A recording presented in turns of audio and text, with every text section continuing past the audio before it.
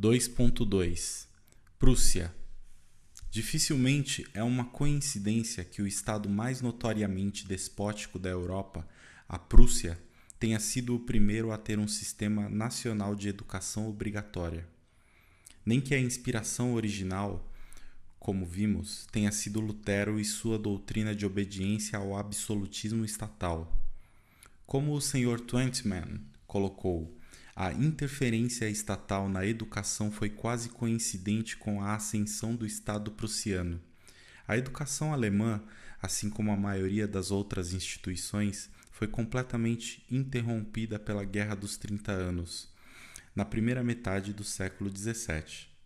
Com o término do conflito, no entanto, diversos governos estaduais se moveram para tornar obrigatório o comparecimento das crianças nas escolas, sob pena de multa e aprisionamento dos filhos.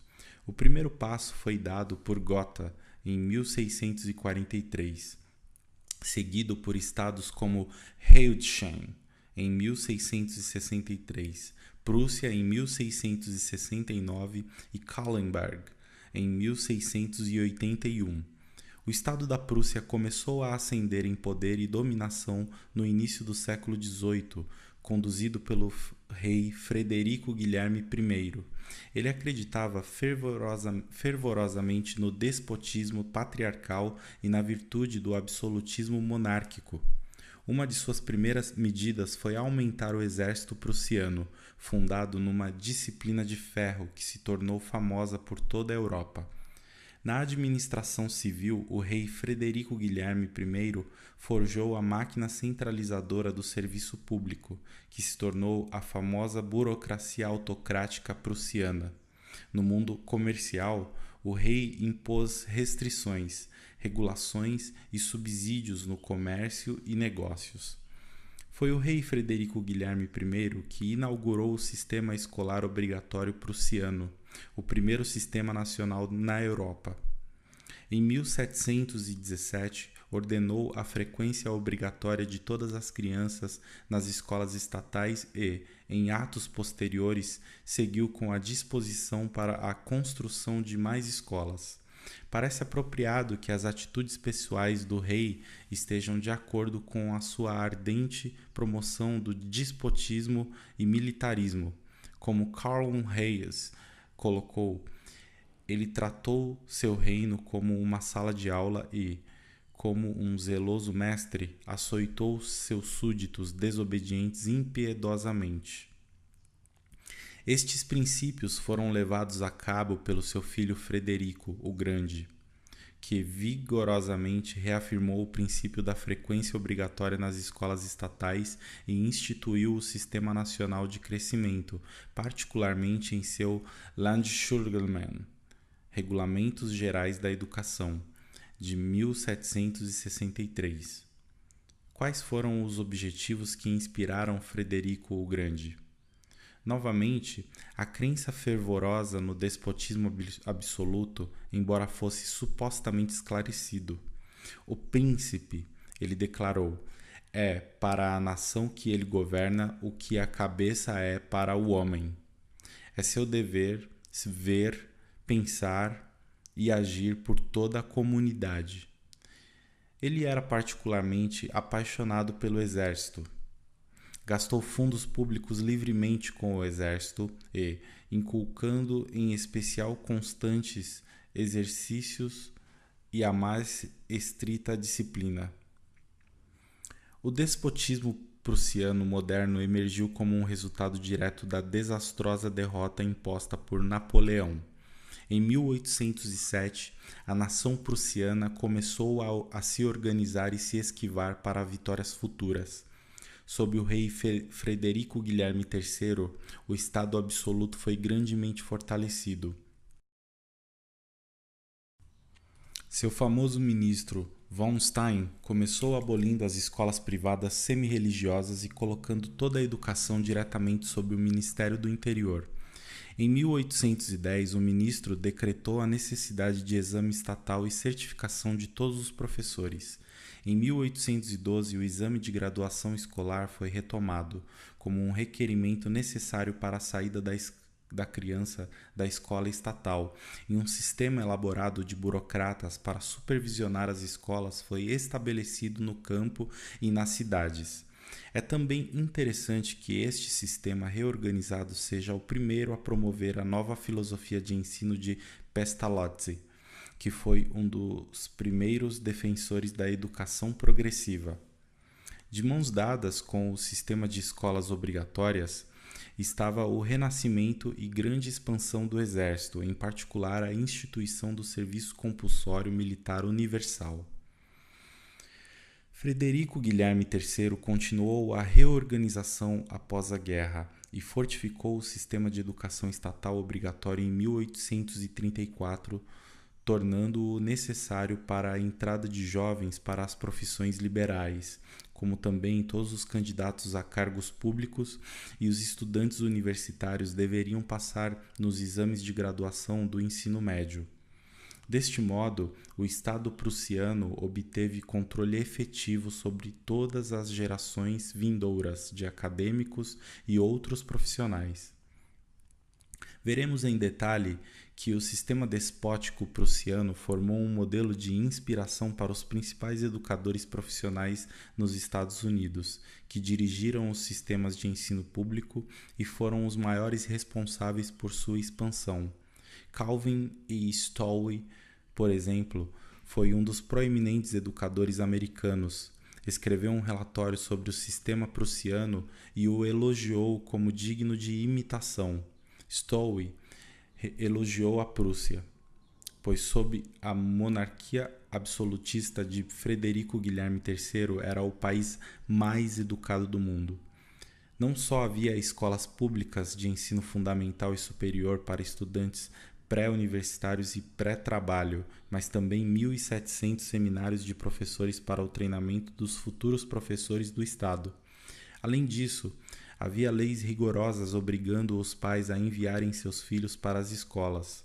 As crianças deviam frequentar as escolas dos 7 aos 14 anos e nenhuma culpa era aceita, exceto incapacidade física ou absoluta imbecilidade. Pais de crianças que matavam aula eram advertidos e finalmente punidos com multa ou restrições civis e, como último recurso, a criança era tomada de seus pais e educada e criada pelas autoridades locais. A instrução religiosa era dada nas escolas de acordo com a religião da localidade, mas as crianças não eram obrigadas a frequentar estas aulas. Entretanto, era obrigatório o recebimento de instrução religiosa, neste caso, em casa ou na igreja. Além disso, o ministro da Educação deveria ser protestante. Escolas privadas começaram a ser permitidas, mas eram obrigadas a ter os mesmos padrões de instrução das escolas estatais, e através destes padrões e dos requisitos de examinação de graduação, o Estado foi capaz de impor o seu controle sobre todas as escolas do país. Stowe percebeu que o método prussiano de garantir a universalidade e uniformidade do comparecimento era admirável. Outro princípio que ele admirou foi que o Estado prussiano, desse modo, impôs uniformidade da língua.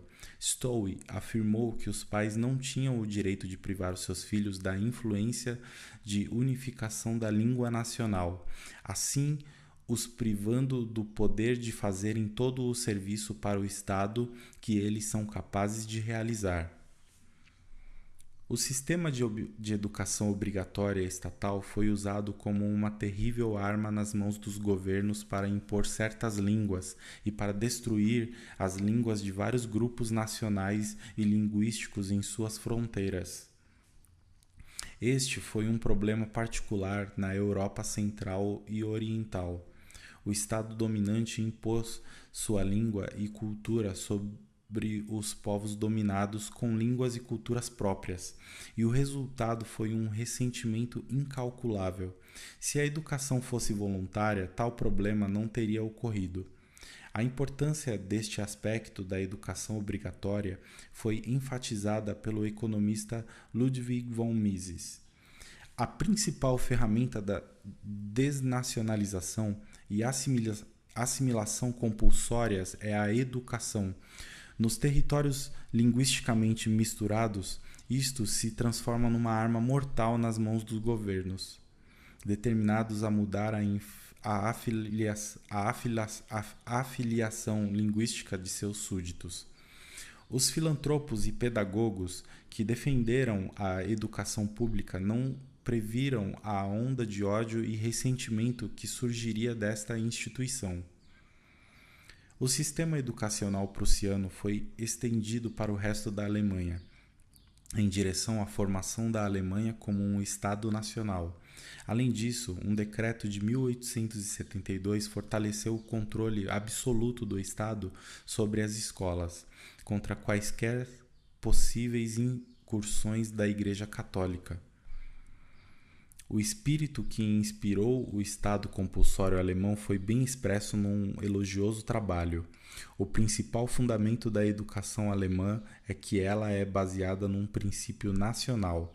A cultura é o grande capital da nação alemã. Uma característica fundamental da educação alemã: educação para o Estado, educação de Estado, educação pelo Estado. A Volksschule é o resultado direto de um princípio nacional que visa a unidade nacional. O Estado é o fim supremo. Outra indicação do curso que foi definido no primeiro e mais eminente sistema de escolas obrigatórias, Prússia e Alemanha, é revelado em um livro de ensaios dos principais professores alemães, estabelecendo a posição alemã oficial na Primeira Guerra Mundial. Neste trabalho, Ernst Troste caracterizou a Alemanha como sendo essencialmente uma nação militarista, grandemente devotada ao exército e à monarquia. Quanto à educação, a organização escolar é paralela ao exército. A escola pública corresponde ao exército popular. Este último, assim como o primeiro, foi chamado para estar presente durante o primeiro levante do futuro Estado alemão, em oposição a Napoleão. Quando Fichte considerou os caminhos e meios da ressurreição do Estado alemão, enquanto o país gemia sob o jugo de Napoleão, ele aconselhou a infusão da cultura alemã nas massas, através da criação de escolas primárias nacionais a partir das diretrizes deixadas por Pestalozzi. O programa foi efetivamente adotado por diferentes estados alemães e desenvolvidos durante o último século, num sistema de ensino geral. Este se tornou o real fator de formação do espírito alemão. Há neste sistema escolar um elemento democrático e estatal socialista, como Fichte pretendia.